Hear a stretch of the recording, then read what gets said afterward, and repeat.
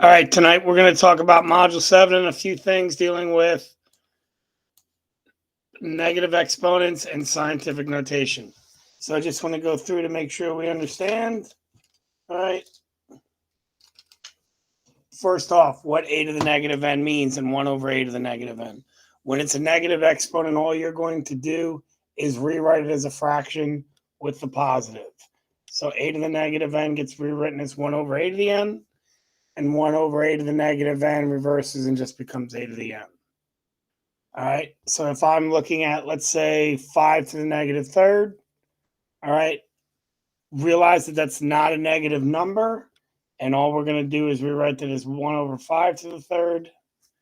Then we're going to evaluate 5 to the third, which is 5 times itself, 3 times, which is 1 over 125, and then just make sure you follow directions with that. All right, so that's basically what the basis is for negative exponents when we look at it. All right, and we're looking at examples.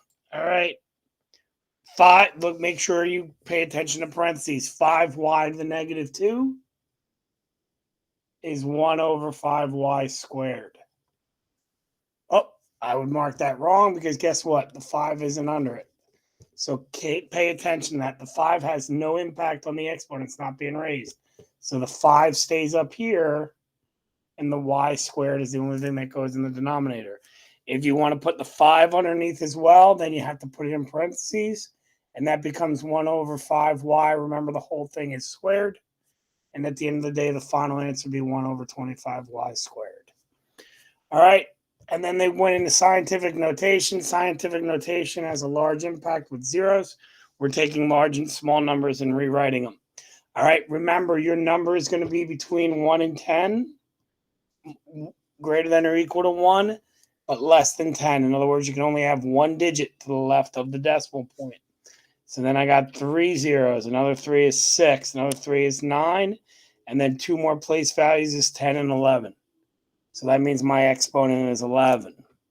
All right, with the small numbers, it's actually easier because basically if you put a number in front, the absolute value of the negative exponent is equivalent to that. So I know when the problem starts, I'm going to have 5.6, and I just count zeros. 1, 2, 3, 4, 5, 6, 7, 8, 9.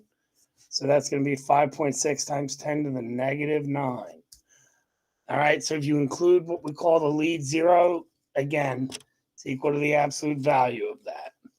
All right, last on our docket.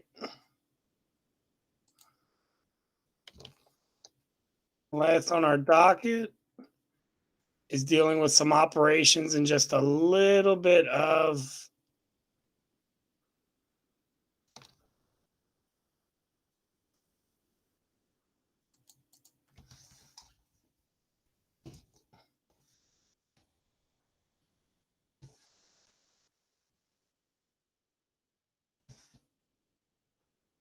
all right.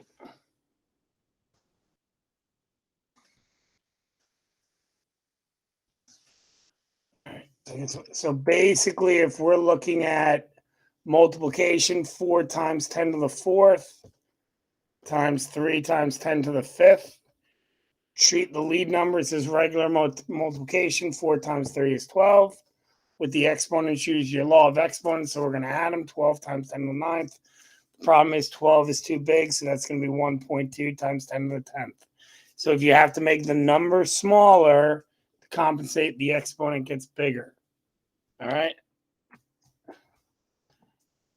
And this opposite is with division. So if I'm looking at 6 times 10 to the negative 3 divided by 8 times 10 to the negative 6. All right. 6 divided by 8 is 0.75. All right. When I divide, I subtract. All right. Negative 3 minus negative 6 turns into negative 3 plus 6. So I have 0.75 times 10 to the third. Remember your sign numbers. Well, now the 0.75 is too small, so I got to make that bigger. And to compensate that, the exponents have got to get smaller. So I end up with 7.5 times 10 to the second. All right, these are just little things. I hope they help. Good luck. Reach out with any issues. Take care. Have a good week.